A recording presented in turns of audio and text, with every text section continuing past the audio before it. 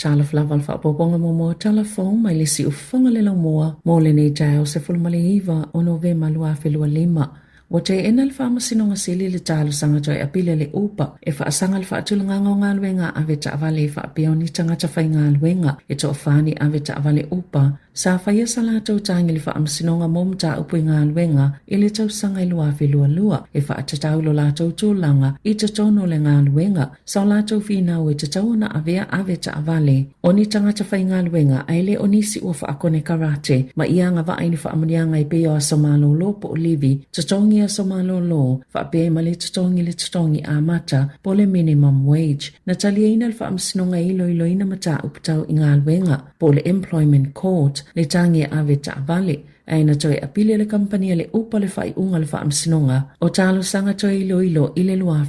wha ma ele imanuia na toi apile le upa le whaiunga le whaamsinonga se le beitai na le imanuia foi.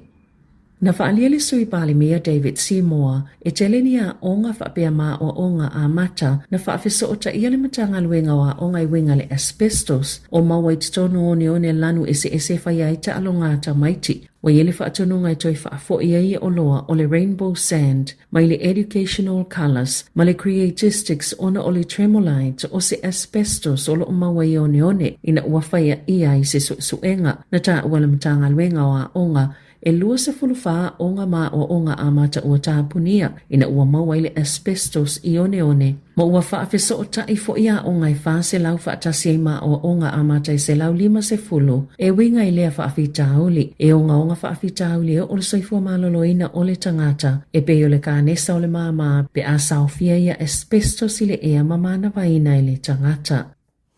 Ua te ena le minista o whale mawhala o inga Chris Bishop ni whaiti o ngai whaatitau le whai ungai whaalua i tupe le ka inga ora e whawai se alalau papailona i tu malo i le Heart Valley na ioi Bishop i le masina o matil tau sanga nei i se talo sanga le pule ngānu o loa Heart ina ia ave ni tupe le ka inga ora na fuafua mo le whaalile i o swa wai mai te munga mamatangi e whawai le alalau papa le City Link o se polo keti na whai sana folfolanga le whai ngā pālota na whai te oina le teita i o le Labour Chris Hipkins lea ngā ioinga ma ufisilingi ina fo i le sifinga o lea tupe a ngā i lea polo keti o le alalau papa i le vālu no whanga whaatali no whaafi Melling ma lea ai o whaataunga i loa Heart o se vainga o le whaalau te lenga o le polo keti o le River Link ma o se polo keti fo ina o fia i whaatou sina Bishop na sauno le minister o le fisuia ingo le whaonganga o vai ngā tupe i ia ngā luenga o se whai unga ua whaia ina ia tali ai i whaafi tauli i le tūlanga o lo tupu le taimi nei ai o lo whaia foi i se awala tāla whia ngai.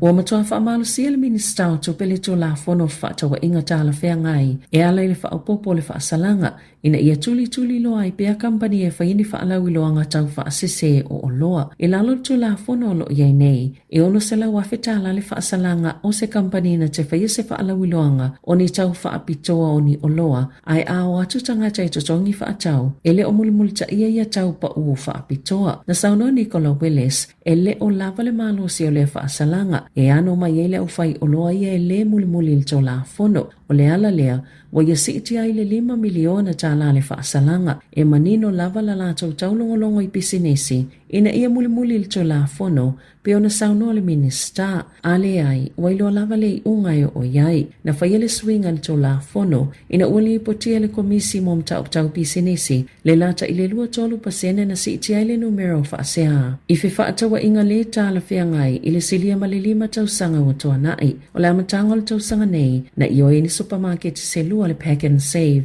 ini molianga se fitu o le sa o le whainga o tau o loa na whaia fo ia le komisi ni tangi whaasanga le Woolworths ono o ni tau le sa o mani whaapitoa tau whaasese.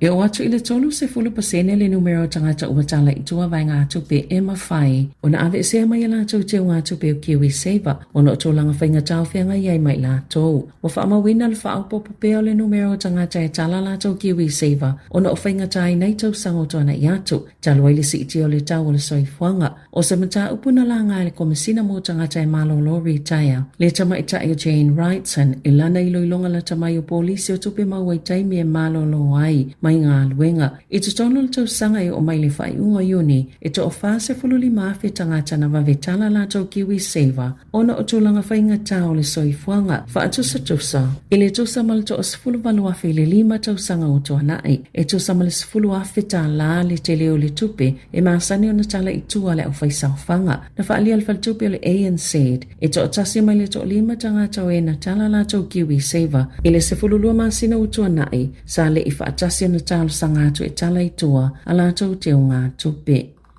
Ua whailoi tala whau le TV tasi ua toi tuuanga i le masina o se te mal tausanga fau, le fōwhanga le māloi na ia o atu iai wa au sia le 5 se lau o ni leo leo fau. O le tau maunga le whainga mālo so whaatasi, ina ia maua ni leo leo fau se to o 5 se lau te tono tausanga i lua, e ia o atu le waia so fau wa au sia le wha moe moenga, peitai o le ua tautino le mālo ua le mawhaio na au sia, o le whaafai leo na toi sui le aso i te tau na au sia i le fōwhanga le mālo. Na whaalia le matanga luenga o tupe, o le au sia o le fōwhanga le taimi na whaatulanga i nai, o tutoe ai fo ima se vai ngā tupe, i lalo i fo le 8 miliona tāla i le tala whaatatau autu o le tupe, po le pake te lua whelua 5 a le matanga luenga, na sauno le minister leo Mark Mitchell, e le opopole tele i le toi tu itu o le aso e te tau ana o atu i ai, wa au sia le 5 se lau ni leo fau. Saf selingi el pale mia le autostala el pale mene le asolua, e winga le sitiol numero pango tā,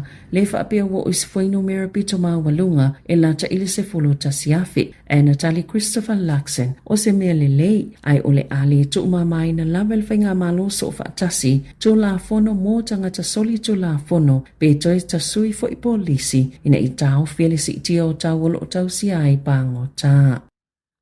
E to asfulu luani tangata na manunu a Invercargill, ina ua viviani ta avale si tolu e au fia i se van, na whaalia le St. John e to tasi na manu o onga masa avel fale mai Southland, whaapea i Malaysi to o se fulu tasi. O ta avale i e tolu e whaapea na la vivia le whataula inga alo le Yarrow ma le Isabella Street, i le poa na po. E to o se fulu tangata sa malanga i le van, masa vavio na ave ina uma i fafo, ina ua tupu le whaalave lave.